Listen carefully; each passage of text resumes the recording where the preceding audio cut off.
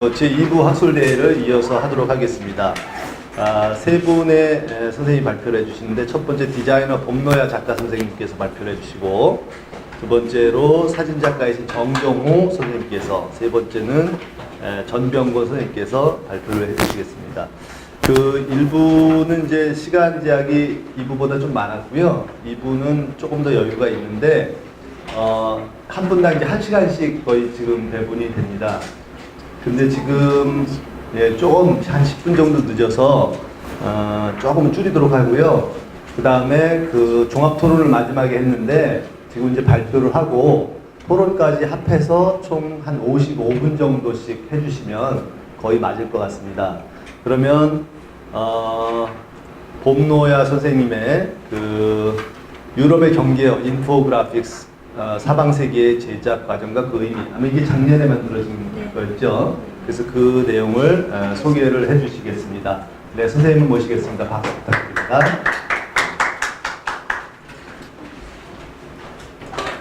글씨가 다 보일까요?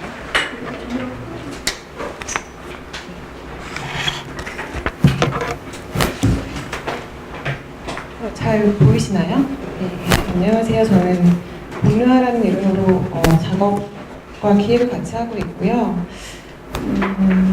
작년에 그 심포지아에서 학술팀 중에서 유럽의 경계어를 다루는 것 관련해가지고 인포그래픽을 만들었습니다. 그래서 사실 저 혼자 한 작업은 아니고요. 저랑 이제 김선미 디자이너랑 같이 협업을 했었어요. 그리고 이제 제가 이건 그냥 간단히 넘어가는 거지만 사실 표기가 디자이너라기보다는 저는 주로 그냥 작업, 그러니까 일러스트레이터로 활동을 하고 있고, 그다음에 전시 기획 쪽으로 하고 있는데, 이번 작업 같은 경우는 워낙 디자인적인 요소가 많이 들어갔기 때문에 큰 무리는 없는 것 같습니다.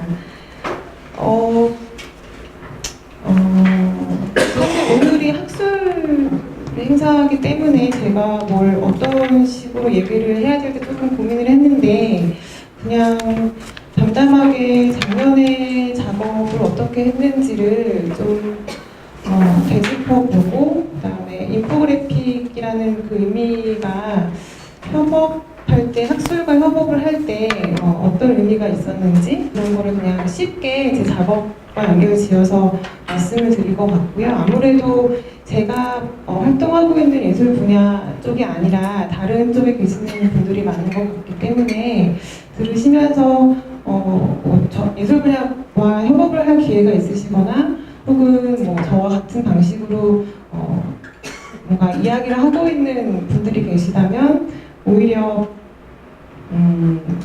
반대로 이런 식으로 하면 재밌겠구나라는 것들도 좀 생각해 보시면 좋을 것 같습니다. 우선 처음에 제가 이 제안을 받았을 때 되돌미로 원래는 내일 또 진행이 되는 되돌미를 제가 한 꼭지였어요. 근데 이제 제가 부득이하게 상황이 안 돼서 오늘 하게 되었는데, 처음에 이제 연락을 받고 왜 부르시는 거지? 라는 생각이 들었어요. 그러니까 작년에 했었던 작업인데 뭘 더 얘기를 해야 될까? 왜냐면 작년에도 또 비슷하게 발표를 했었거든요. 근데 또 이제 고민을 해보니까 이 학술에서 다루는 것들은 디자인은 사실 이렇게 외주를 받고 일을 하면 결과물 나면 끝이 나요. 그리고 뭔가 이걸 디자인적 의미로 얘기를 할 수 있는 방향들이 많이 있지만, 저 같은 경우 그래서 이 경계어라는 언어 자체는 비록 저희 작업은 끝났지만 지금도 계속 사용되어지고 있는 언어잖아요. 그래서 계속 이어지고 있는 거고, 또 이번 기회를 통해 가지고 다시 한번 이 경계어라는 것들을 내가 다시 한번 이야기할 수 있는 자리구나 라는 생각이 좀 들었습니다.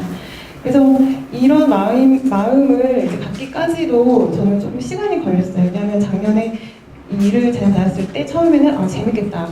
뭔가 지금 이야기되고 있는 이 말이 되어지고 있고 계속 사용하고 있는, 사라지고 있는 경계어를 내가 인포그래픽으로 만들어 본다는 게 흥미롭다. 그리고 첫 미팅을 딱 나갔어요. 근데 다 뵙고서 이야기를 나눴는데 정말 너무 어려운 거예요. 첫 번째 생각은 정말 어렵다. 그리고 어떤 말씀을 전해주시는데 저한테 무슨 말을 하는지 잘 모르겠는 거예요. 그러니까 서로 쓰는 단어 너무 다르고 의미도 다르고 그래서 어떡하지? 너무 고민이 된다. 그래서 그렇게 철회를 마쳤어요. 두 번째를 또 맞췄을 때 조금씩 이제 그것들이 어떤 의미인지를 알게 되면서 저도 좀 이러한 방식의 협업은 되게 낯선 방식이었는데 그 내용 자체를 함께 정리해가는, 보통 디자인이나 일러스트레이션은 내용을 만들어 다 주신 다음에 제가 그거를 뭐 재해석하거나 궁금한 게 있으면 묻거나 하는 방식인데, 이 프로젝트 같은 경우는 제가 그 자리에 가서 선생님들이 뭔가 만들어가는 그 프레임을 보고 같이 느꼈던 그런 시간이었거든요. 그래서 이렇게 녹록지만은 않았지만은 그것의 의미가 좀 있었던 그런 작업이었습니다. 그래서 속도가 좀 길었지만 제가 했던 거는 그 부르타니오와 옥시타니아, 바스코, 코르시카 이 네 지역에서 사용하는 언어들을 다루는, 드러내는 그런 것이었고요.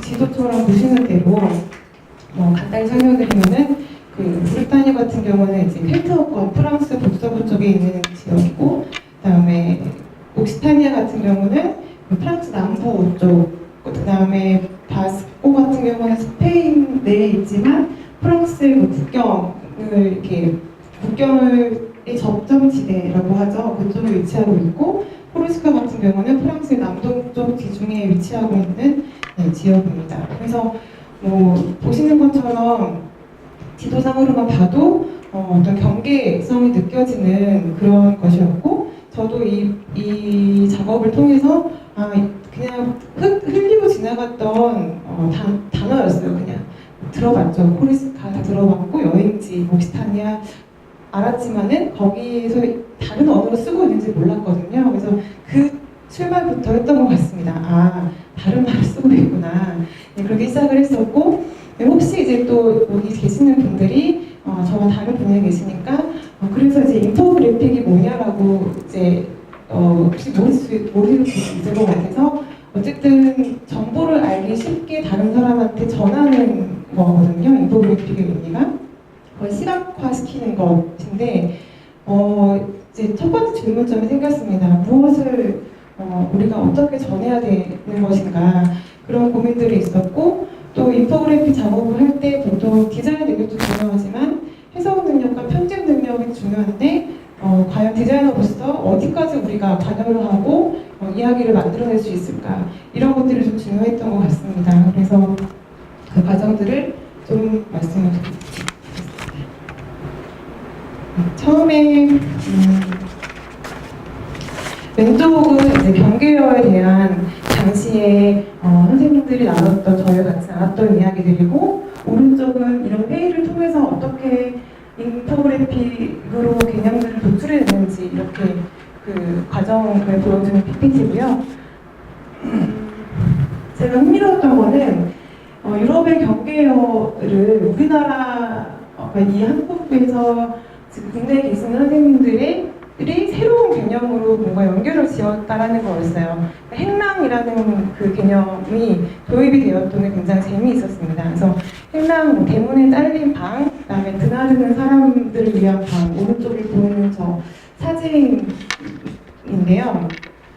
그런 것들, 그래서 뭔가 집안과 집 밖의 경계라는 것을 보여주는 의미고, 그다음에 이쪽과 저쪽 어떤 방향성을 또 이어주는 관문이기도 했었고, 한 지역과 다른 지역이 뒤섞이는 점이지대라는 의미에서 행랑, 그다음에 점점 더 확장되는 의미로 모든 경계를 자리한 넘나들목, 그리고 주인이 떠나가는 또 장면, 언제든 쫓겨날 수밖에 없는 경계에 앉아서 서성이고 뭔가 불안하고 있는 그런 불안자리, 여러 가지 의미가 이 행랑에 있었고, 이 행랑이라는 개념을 뭔가 글자, 문자, 경계어에 이렇게 접목을 시켰다는 점이 되게 흥미로웠습니다. 그리고 두 번째는 그래서 이렇게 경계어를 행랑과 연결시켰고, 각각의 지역에 따른 가장자리에 걸쳐 살고 있는 말을, 이것이 경계어라는 거, 그다음에 뭔가 유럽의 어떤 거대 담론과 미시 담론의 충돌 공간으로서 존재하고 있는 말들이구나. 그리고 더 나아가서 이제 그 경계어를 쓰는 사람들, 경계어를 말하고 있는 사람들, 경계어라는 것이 글자로 적히지 않거나 그 사용자들이 그 말에 대한 자긍심을 읽는 순간 소멸되는구나, 이런 것들. 사실 언어라는 것 자체의 그런 소중함은 중요해, 다 알고 있는 것인데 이렇게 막상 그 자리에 함께 하면서 저도 몰랐던 그런 개념들을 경계어, 행랑이라는 키워드로 제시해 주시면서 접했던 저한테는 더 쉽게 이해가 가는, 그리고 좀 더 확장된 의미를 느낄 수 있는 자리였고요. 또 반면에 잠재적 위기의 단계로 내몰려 있는 고비의 언어, 이런 식으로 정리를 해 나갔습니다. 그리고 사실 이 3번은 저도 조금 워낙 그 이론에 좀 잘 모르기 때문에 아주 간단히 말씀드리면, 당시 이제 선생님들께서 해주신 말씀이 하이데거의 개념, 사방세계라는 개념을 빌려와서 뭔가 땅과 하늘, 여기 있는 것처럼 땅과 하늘, 신적인 것, 죽은 자들, 이 넷이 하나로 포개져 펼쳐지는 어떤 사방세계 안에서 인간의 역할, 어떤 인간의 역할은 이 땅과 하늘, 신적인 것, 신적인 존재, 죽은 자들의 거주함으로써 뭔가 할 수 있는, 소중히 보살핀다는 그런 의미. 저는 이거를 처음에는 이 사방세계까지 뭔가 확장되는 그 의미가 뭘까 좀 고민이 됐었고, 역시 어려웠지만 결국은 구원한다라는 그 의미 자체가 뭔가 언어가 그 자체로 자기 자신이 온전할 수 있도록 배려하는 태도잖아요. 그래서 이런 것들이 굉장히 중요하구나. 이 행랑과 경계와 사방세계라는 거는 우리가 뭔가 문자를 대하는 태도와 같구나라는 것들을 이제 같이 들으면서 정리를 했던 그런 시간이었어요. 근데 이제 이거를 어떻게 인포그래픽으로 만들어내느냐는 또 다른 문제였던 것 같아요. 그래서 우선은 그 김선미 디자이너와 함께 얘기를 하면서 일단 아주 보편적인 문장으로 정리를 해봤습니다. 그래서 이러한 의미를 우리가 다 안고 결국 우리가 인포그래픽으로 만들기 위해서 필요한 개념들은 유럽 전반에 걸친 그 소수 언어의 그런 특성들이 그 언어 자체가 아니라 언어를 둘러싼 그 언어를 사용하고 있는 사람들의 어떤 문화나 질이나 이런 것들을 많이 활용해야겠다. 그래서 경계어라는 것들을 자체를 드러내면 좋겠다라는 것이 하나가 나왔고요. 그 다음에 4가지의 언어가 갖고 있는 특성들을 서로 이렇게 뭔가 비교하기보다는 서로 이렇게 같이 두고 어떤 것들 다르고 어떤 게 다르고 같은지, 아니면 어떤 식의 재미있는 요소들이 있는지, 이런 것들을 좀 도출하면 좋을 것 같다. 그 다음에 마지막은 이제 계속 말씀드렸듯이 뭔가 문자의 종말을 유예하고 보존하는 노력으로서의 기능을 뭔가 계속 연구를 하고 계시는 그분들, 선생님들의 말고 우리가 뭔가 인포그래픽을 하는 거의 의미는 우리도 같이 뭔가 유의하고 보존하고 있구나, 이런 것들을 인포그래픽을 만드는 어떤 의의로 삼았습니다. 그래서 뭔가 키워드는 그래서 처음에 키워드는 행랑과 경계어, 그다음에 사방세계 이렇게 정했고요. 그래서 이제 이 논의 끝에 경계를 사용하고 있는 이 지역의 문화와 삶과 일상이 뭐가 있는지 저희가 그 다음 회의 때 또 가서 듣기 시작을 했어요.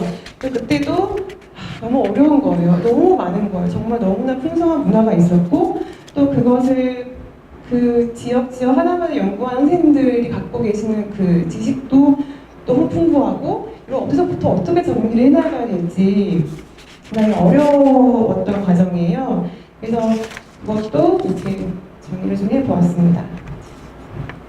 그래서 학술과 이제 디자인의 본격적인 협업을 위해서 어쨌든 우리가 인포메이션과 그래픽 요소가 나타나야 되는 게 필요하기 때문에 어떤 것들을 드러내면 좋을까 이제 얘기를 하다가 경계학과 역사적, 지리적, 문화적 자료를 정리했습니다. 그래서 처음에는 이제 교수님들께 3, 40개, 나라를 3, 40개 맞게 이미지를 이렇게 조십사로 요청을 드렸었어요. 근데 텍스트는 다 많이 있었기 때문에. 왜냐면 그래픽 요소가 분명 필요한 부분이었고, 어떤 거를 글로 정리하고 어떤 거를 그림으로 정리를 해야 될지 저희도 약간 판단이 안 서는 시기였기 때문에. 그래서 이때 정말 막 보내주셨어요. 엄청 많이 보내주셨고, 그 다음에 또 이제 2차 취합 때에는 이것들을 계속 매핑해 나가고 그룹핑해 나가면서 이제 키워드로 선정을 했습니다. 그래서 결국 여러 가지 그 논의 끝에 문장, 어떤 그 휘장이나 붓기, 지역별 깃발 이런 것들이 특색이 있기 때문에 이런 것들을 이제 드러내자. 그다음에 그들이 사용하고 있는 그 십자가도 다 다양하더라고요, 모양이. 그래서 그 십자가, 그 다음에 복식, 옷을 입는 전통 옷들, 우리가 한복을 입고 있듯이 각 지역마다 뭔가 복식을 표현해보자. 그 다음에 지도, 건물, 풍경 등에서 좀 지리적으로, 문화적으로, 상징적으로 보여주는 게 뭐가 있는지 또 보여주면 좋겠다. 그리고 그 지역에서 잘 알려진 대표 인물, 마지막으로 음식, 그 다음에 재밌는 부분 또 노래, 이렇게 총 7가지의 카테고리를 선정을 했습니다. 그래서 1차 선정의 의미는 아무래도 저희는 이제 이걸 드러내야 되기 때문에 그 시각적으로 구분이 좀 더 잘 되는 요소로 중요했었고, 혹은 각 카테고리마다 비교성이 좀 떨어지더라도 문화적 특성이 중요한 것들을 뽑았습니다. 그래서 이제 이것들을 가지고 인포그래픽을 만들기로 결정을 했고요. 그러면서 이제 그 문자 표기 방식도 당시에 저희는 이제 이거는 잘 저희가 정할 수 있는 문제는 아니었고, 어떻게 그 인포그래픽에 표기를 할까 해서 많이 쓰는 표기 방식, 그다음에 본토에 실제로 사용하고 있는 본토 표기 방식, 그다음에 지금 저희가 읽혀지는 한국어의 발음 표기, 그다음에 그때는 사실 못했지만 논의되었던 거는 중국어. 왜냐면 그때 작년에 이제 그 지역 자체가 관광객이 굉장히 많은 곳이었어요. 그리고 또 더 한국어가 아닌 또 다른 언어로 뭔가 이것들을 전달하면 좋겠다라는 의견이 있었는데 최종적으로는 이것까지는 잘 못했습니다. 그래서 뭔가 그 보통은 그 의뢰를 받으면 뭐 영어로 만들어주세요. 혹은 뭐 한글로 만들어도 하는데 저희는 뭐 보편적 표기, 본토 표기, 한국어 발음 표기 너무나 할 게 많았던 네, 그런 또 방식이 확정되었고요. 그래서 인포그래픽으로 뭔가 보여주는 키워드는 역사와 지리와 문화적 자료 정리하고 카테고리를 선정해서 보여주자, 이렇게 진행이 되었습니다. 그래서 이거를 어떻게 디자인 아이디어로 전개를 할 수 있을까 이제 또 고민을 하기 시작을 했고요. 그렇게 고민을 하다가 행랑의 설계도를 이제 이용을 했어요. 그 검색을 해보니까 행랑이 당시에 만들어질 때 혹은 최근에도 어떤 건축 설계를 할 때 이용하고 있는 그 설계도가 굉장히 저희 입장에서는 재밌어 보였거든요. 그래서 행랑의 의미를 포함할 수 있는 설계도를 이용해서 각 문자별 영역을 구분해보자. 뒤에 좀 있으면 보시겠지만, 그리고 어떤 선을 또 떠올렸어요. 이게 지도를 보듯이 그 브르타뉴와 옥시타니아와 바스코와 포스카를 사용하고 있는 그런 프랑스, 스페인, 이탈리아 등 유럽의 경기들도 보여줘야 될 것 같은데, 이것들을 보여주기 위해서 또 라인, 선을 좀 도입을 해보자, 이런 아이디어들이 떠올랐고요. 그 다음에 이 세 번째가 조금 재미있었는데, 적극적으로 좀 내러티브를 개입시켜보자였어요. 보통은 인포그래픽은 굉장히 보편적인 그 시각물이기 때문에 어떤 개성이 막 들어가거나 그런 작업물이 아닌데, 저희는 아무리 이거 고민을 해봐도 이야기가 굉장히 많은 거예요. 그래서 약간 방향을 바꿔서 캐릭터를 좀 넣어보기로 했습니다. 그래서 그 어떤 행랑을 넘나드는 행랑 계기라는 작은 캐릭터를 만들어서 이것들이 이렇게 지도 안에서 돌아다니는, 여행하고 있는 그런 캐릭터를 넣어보자. 그래서 그런 이야기를 넣었고요.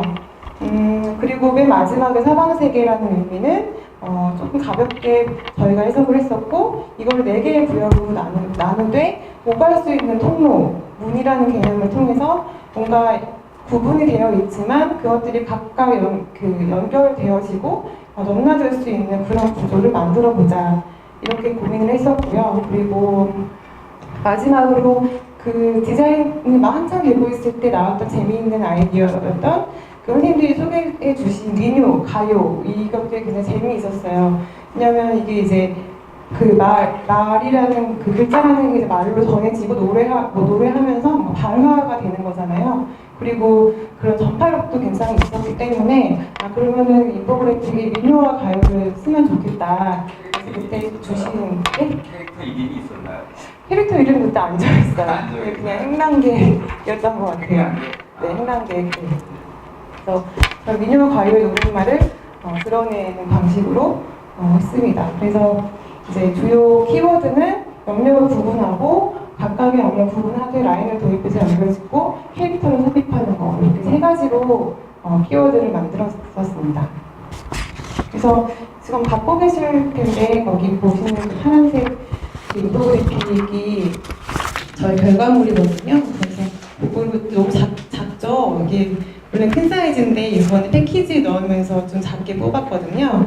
그래서 그거를 보면서 큰 것도 많이 있군요. 나중에 가져가셔도 될 것 같고 요 이미지가 나왔습니다. 그래서 사실 그 인포그래픽으로 얘를 딱 보면요 보통은 좀 복잡해요. 사실은 왜냐면 이게 그 누구나 인포그래픽은 누구나 봤을 때 이게 뭔지를 이해할 수부터 있어야 되거든요.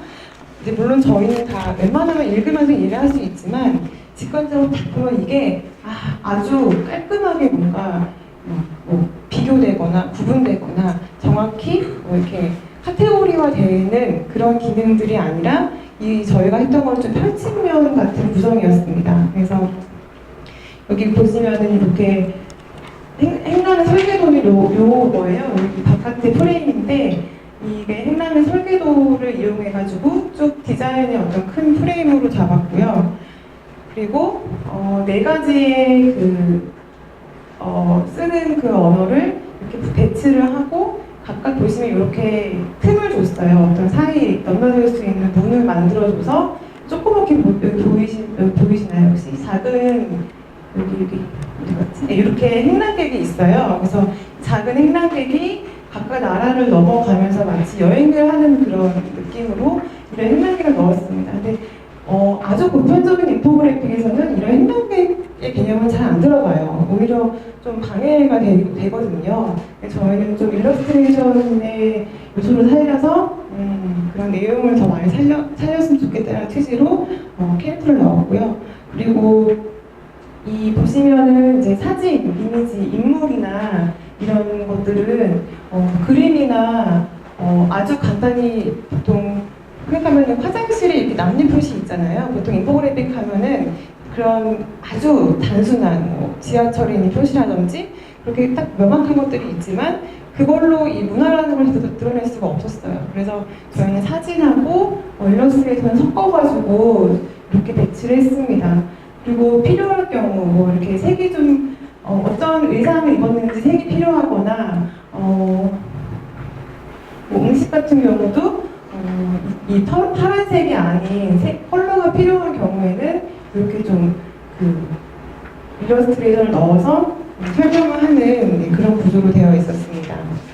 그리고 여기 보이시는 요 텍스트 박스에는 제가 처음에 말씀드렸던 그 민요들이 들어가 있었고요. 한국어 번역 같이 해서 같이 넣었습니다. 노래를 좀 더 부각시키면 좋겠다고 하셔서 이렇게 각각의 특징마다 다양한 문화와 역사와 지리를 배치를 시켰고 그거에 따른 설명은 이 넘버링을 따라가면은 이 왼쪽과 오른쪽에서 설명을 읽을 수 있는 그런 구조로 만들었습니다. 그래서 경계로서의 의미를 가시화시키고 뭔가 재미있게 볼 수 있는 지도 그리고 이거가 압축된 분량이라서 이걸 통해서 어떤 전문적으로 무언가를 배울 수는 없지만 적어도 이 지도를 받는 사람들이 이 유럽의 경계가 뭔지를 알 수 있고 쉽게 이해를 할 수 있기를 바라면서 만들었었던 그런 스토리가 좀 특화된 작업이었습니다. 그래서 디테일을 조금 보시면 이렇게 그 첫 번째 그림이 행랑계 그리고요.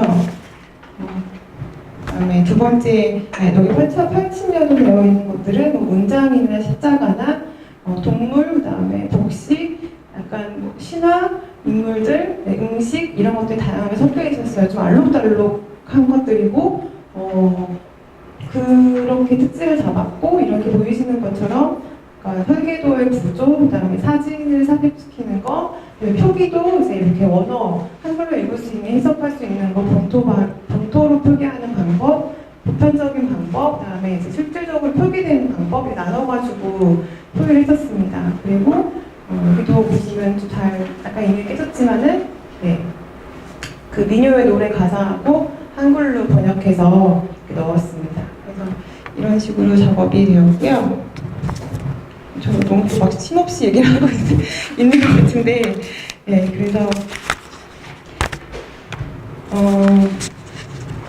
뭔가 재차 말씀을 드리지만은 제가 이쪽 분야에서 일을 하면서 흥미로웠던 거는 역시나 인포그래픽을 보통 요구하는 인포그래픽이 아닌 나름의 자유가 있었어요. 이렇게 저희도 스토리를 제안해 볼 수 있었고 이야기를 같이 만들어 가죠. 처음엔 좀 어려웠지만 그게 좀 중요했었던 것 같고 감성에 호소를 할 수 있다는 점도 좀 특이했던 것 같아요. 어떤 감성이냐고 하면 처음에 말씀드렸던 뭔가 보존하고 뭔가 조금 더 사람들한테 이런 것들이 있으니까 우리는 이런 마음을 가져야 돼라는 거를 좀 감정에 호소할 수 있었던 그런 힘이 강해서 그런 것들이 좀 재미있었고 그리고 관심이 없었던 사람들의 주의를 좀 끌 수 있다라는 거 이런 것도 재밌는 작업이었던 것 같습니다. 정확하게 뭔가 우리가 문화적 특징을 보여주면서도 이런 것들을 같이 보여줄 수 있는 작업이라는 게 좋았던 것 같아요. 그래서 저는 이제 마지막으로 정리를 한 거는 생각을 좀 해봤는데 뭔가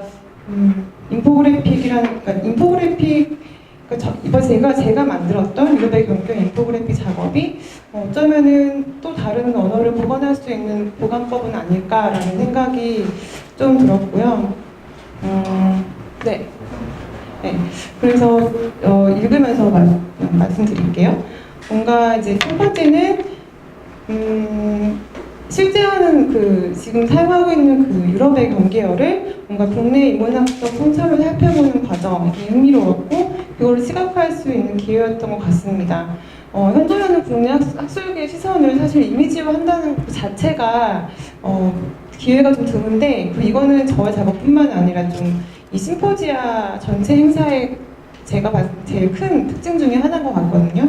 그래서 그게 좀 재밌는 것 같고 또 성찰과 과정의 결과를 뭔가 말로서 쭉 얘기를 하고 글로 이렇게 어렵게 하는 것보다 간결하게 보여줄 수 있는 역할로서 인포그래픽이 좋았고 이것은 어떤 당위성으로 얘기하자면 보편적인 말이긴 하지만 정보와 정보 속에 있는 어떤 역사의 이야기를 시각적으로 해석하고 편집해서 결국 보다 알기 쉽게 보이겠다라는 거에 있어서 학술과 예술의 협업에서 인포그래픽의 역할이 있는 것 같습니다. 그리고 두 번째는 이제 가치 전달의 매개자로서 뭔가 학술과 예술의 역할을 분담할 수 있는 시간이었다라는 것도 중요했던 것 같아요.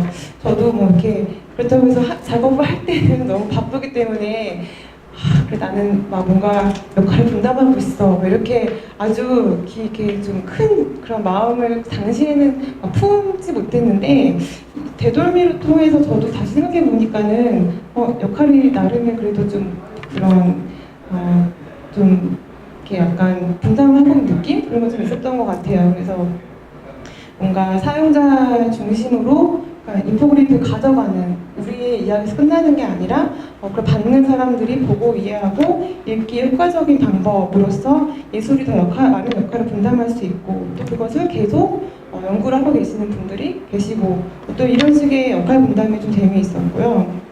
그리고 이것은 결국 또 당위성의 의미에서 뭔가 유럽의 경계어가 가진 그 가치를 통해서 언어 자체의 보존을 상기하는 또 계기였던 것 같아요. 유럽의 경계어가 멀리 느껴지지만 작업을 하면서 뭔가 한글을 보존할 수 있는 또 그런 식으로 의식이 전환되지 않을까 이런 식의 생각도 좀 해봤습니다. 그래서 좀 사실 초월이라는 단어를 썼는데 이 초월은 조금 제가 거창하게 쓴 단어인 것 같아요. 그냥 뭔가 언어를 전달하기 위해서 언어 자체를 연결하고 넘나들고 새롭게 해석할 수 있는 그런 기회였습니다. 그리고 마지막으로 세 번째는 그 상상이 개입될 수 있는 공간을 주는 역할로서 저희 좀 시각 언어가 할 수 있는 역할인 것 같아요. 뭔가 학문으로서의 방법, 학문으로서의 이론이 아무리 딱딱하잖아요. 그래서 그런 구체성을 갖고 있는 거를 좀 예술이 할 수 있는 역할, 그냥 자유롭게 상상을 덧댈 수 있는 기회였고요. 갑자기 막 들어. 그리고 이제 끝났는데. 네, 그래서 상상을 덧대는 그런 역할이 좋았고, 그다음에 학술의 관점을 이제 저희는 그걸 듣는 입장이잖아요. 그래서 자유롭게 비교를 할 수 있는 뭔가 구체성에서 움직이고 그게 뭔가 좀 유동성 있게 그런 의미들을 부여할 수 있는 자리였습니다. 그래서 이런 다양한 해석의 여지를 부여하고 결국은 한눈에 비교할 수 있는 프레임물이 관련해서 본인의 정보를 정리하는 것 이상의 어떤 생각, 개입의 틈, 차이를 주는 것, 그 역할을 조금이나마 하지 않았을까라는 생각이 좀 들어요. 그래서 사실 작년에 이제 못다한 이야기들이 많이 있었어요. 이거는 기회가 된다면 또 제가 좀 할 수 없는 분야이기도 하거든요. 뭔가 이 인포그래픽이라는 건 사실 이 종이 한 장의 어떤 같이 이 평면에서 자꾸 점점 더 관심을 받고 있는 이유가 사실 SNS 굉장히 많이 하잖아요. 그 멀티미디어의 그 세계에서 이 인포그래픽의 역할이 굉장히 많습니다. 왜냐하면 반대로 역설적으로 다양한 언어를 쓰고 있지만 인포그래픽은 사람들이 눈으로 봤을 때 다 알 수 있는 말이잖아요. 그래서 내가 그 나라의 말을 알 수 없어도, 내가 그 나라의 어떤 의사를 알 수 없어도 그거를 그림으로 볼 수 있는 장점이 있기 때문에 이거를 이제 종이로서 뭔가 출력을 하는 것 이상의 더 의미가 있었다는 거. 그리고 아쉬운 점은 그때 나왔던 의견 중에 언어의 발화, 전달이 굉장히 중요해지는데 그런 음악적인 실천, 지금은 프린트를 했지만 뭐 웹에 들어갔을 때 이 지도를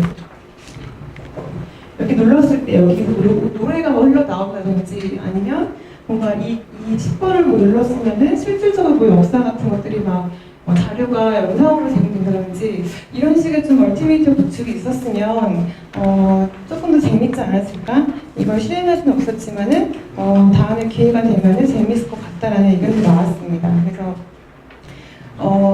어떤 실질적으로 문화를 체험할 수 있는 그런 가상현실, 지금 구글맵으로 보면 다 볼 수 있잖아요. 그런 것처럼 뭔가 이 이론이라는 것 연구되어지고 있는 이런 것들도 이렇게 뭐 가상 어떤 현실로 구현할 수 있지 않을까? 이런 상상을 좀 해봤었고요. 그래서 뭔가 그런 못다한 이야기들을 꼭 인포그래픽이 아니어도 여러 가지 예술과의 협업을 통해서 보여줄 수 있으면 좋겠다라는 생각을 했습니다. 그래서 처음에는 그런 관념적인 거, 아무리 이게 경계어가 이렇게 4가지가 있고 여러 가지가 이렇게 정보가 저한테 있었는데 이거를 정리정돈하면서 거기에 뭐 행랑과 사방세계 경계어라는 그런 좀 추상적인 개념까지도 뭔가 가시화하는 게 쉽지는 않았어요. 특히 뭔가 보편성을 만들어 가야 한다면 그 작업들을 이렇게 주고받는 과정은 쉽지는 않았는데 결국은 앞으로도 그 학술과 예술의 협업을 제가 조금 고민을 해봤을 때 어떻게 하면 조금 더 잘 할 수 있을까 좀 생각을 해보면 결국 다른 언어로 활동을 하고 있기 때문에 결과물이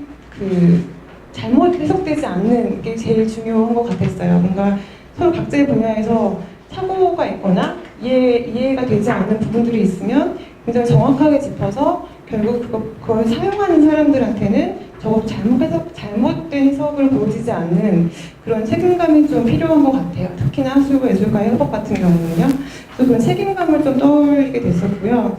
결국 서로의 너무 니즈가 다르기 때문에 그런 거를 좁히려면 제가 작년에 그런 처음에 힘들었었던 그 회의 과정이 굉장히 중요했던 것 같아요. 그게 아니었다면 표면적으로 이런 경계가 있구나 라고 작업을 했었을 것 같은데 그때 나눴던 그런 마음가짐이나 그때 선생님들이 뭔가 이렇게 열정적으로 말씀하셨던 그런 태도들 그 다음에 저 역시도 내가 그런 거를 인포그래픽으로 만들기까지의 어떤 객관적인 시각을 성립하기까지의 그런 시간들이 좀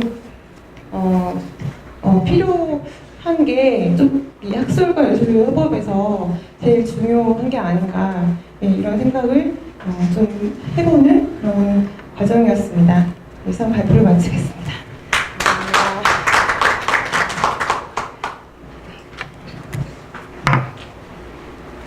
질문 이게 다 하고 들어가시면 안 돼. 아, 네, 이분은 그 발표와 질문 대답 시간을 함께 갖기로 했습니다. 그 봄노야 선생님께서 작년에 그 세계문자 심포지아 2016에서 진행되었던 그 유럽의 경계 인포그래픽스 사방세계 제작 과정과 그 의미에 대해서 말씀을 해주셨습니다. 네. 질문이 하나 있는데. 네, 질문.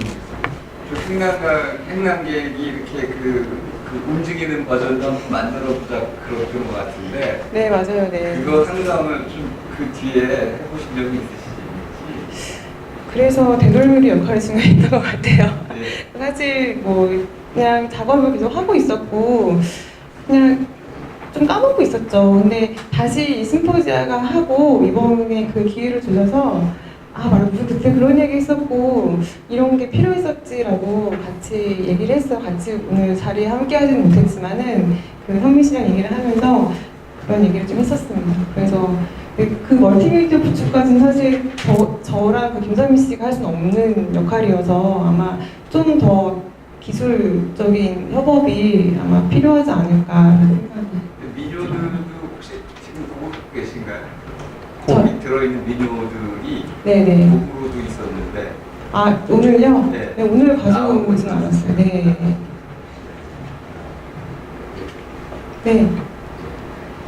그 인포그래픽스에 대한 설명을 잘 하셨던 것 같고 협업이라는 의미를 또 잘 살리려는 노력 중에 하나여서 세계문자 심포지아의 중요한 영역이라는 생각이 듭니다.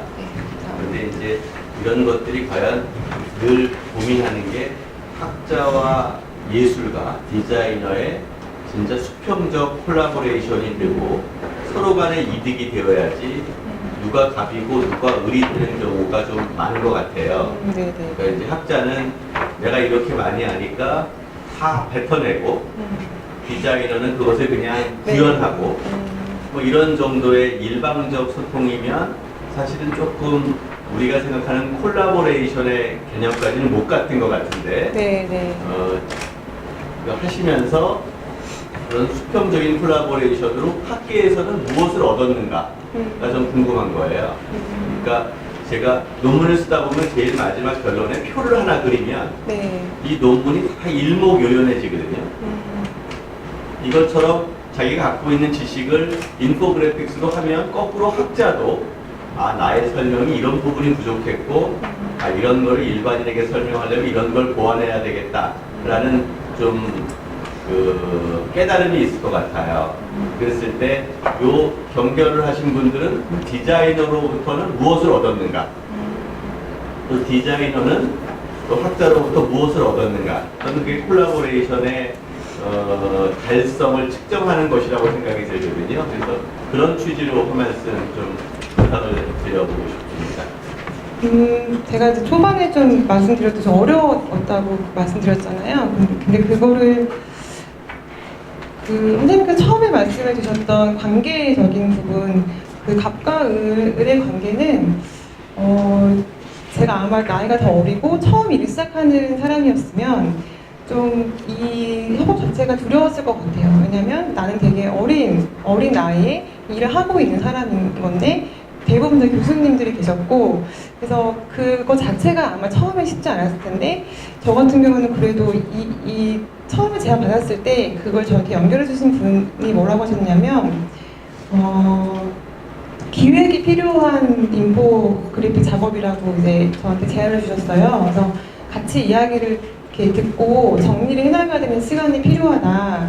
그래서 그거를 먼저 사전에 들었기 때문에 사실 그 역할은 디자이너가 안 할 수도 있거든요. 그래서 기본적인 편집이나 그런 것들을 해야겠지만 아마 제가 이제 뭐 큐레이터를 하거나 전시 기획을 하고 있기 때문에 이런 작업이 조금 가능하지 않았나. 오히려 예술가적인 어떤 마인드라기보다는 그게 좀 있었고, 이제 말씀하신 대로 조금 아쉬운 점은 시간이 좀 부족했던 것과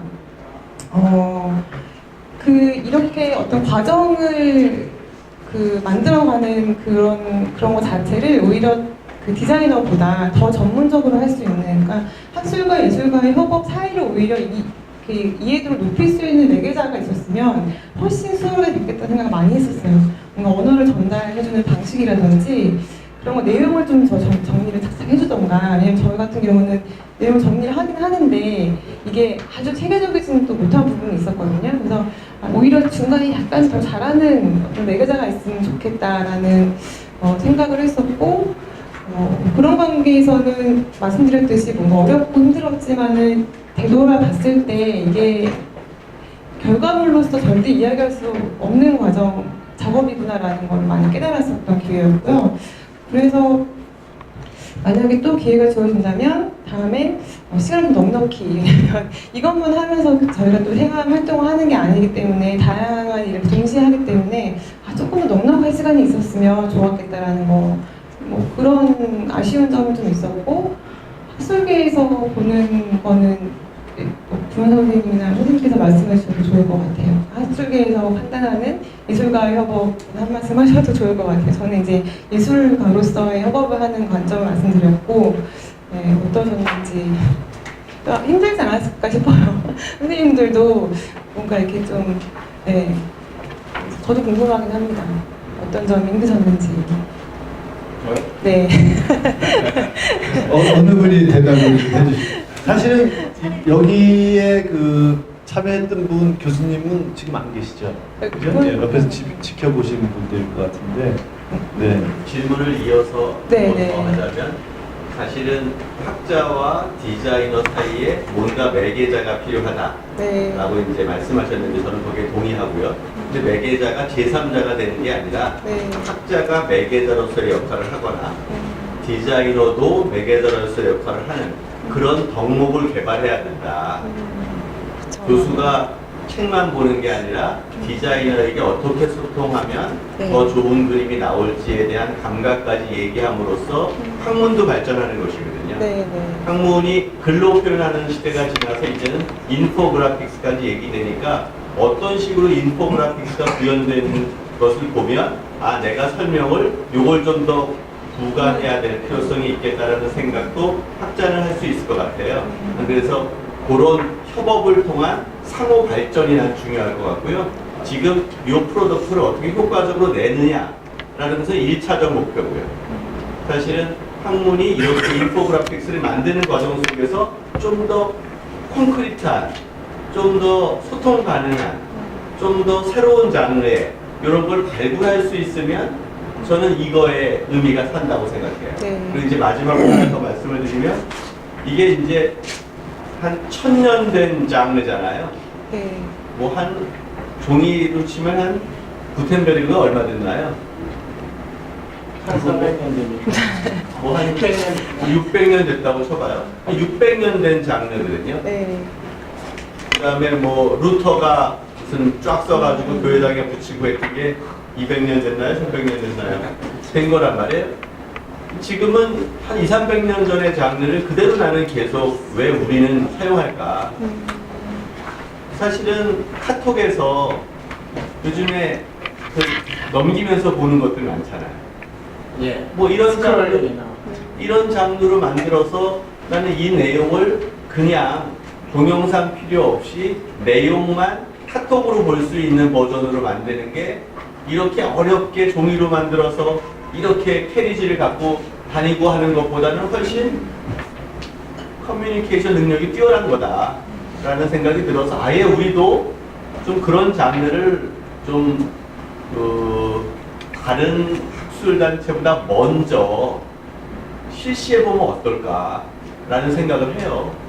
네, 좋은 생각이신 것 그런 같아요. 점을 해야지 일반인들한테 전달이 되는 거지. 예. 이렇게 해갖고는 그냥 연구실, 교수님 연구실에 한번 걸어놓고 조교가 한번 붙일 때 보고 아무도 안 보는. 아니 근데 그거를 사진을 찍으셔서 페이스북에 올리시면 예, 좀 더 그거 갖고는 안 되는 거죠. 왜냐하면 페이스북에 사진으로 올리는 미디어의 특징과 우리가 작은 뉴스로 카톡을 통해서 전달하는 것은 전혀 다른 포맷이거든요. 예, 그래서 그러면 새로운 포맷의 말들이 필요하다는 말이죠. 예, 그래서 좋은 이제 생각이시네요. 제가 이제 좀 한 말씀 드리고 싶은데 저는 원래 전공이 산업공학입니다. 원래 산업공학의 의미는 뭐냐면 전달자의 역할이고요. 실제 기계공학이나 전자공학을 하시는 분들하고 업무를 관리하는 비즈니스 철학을 하시는 분들하고 사이에 비즈니스적 니드가 기계적으로 어떻게 연결이 될 건가라는 그 인포메이션적 역할의 공학이 있습니다. 근데 지금도 말씀하시는 것처럼 그래픽스에 관련된 부분들하고 철학적인 그 관념, 뭔가 비즈니스 밸류에 대한 얘기들이 나오는데 그 중간에 매개해주는 코디네이션이죠. 그거는 그래픽 기술이 아니고 이 저거죠. 절차적인 설계거나 아니면 사람들의 감각에 대한 그 저거죠.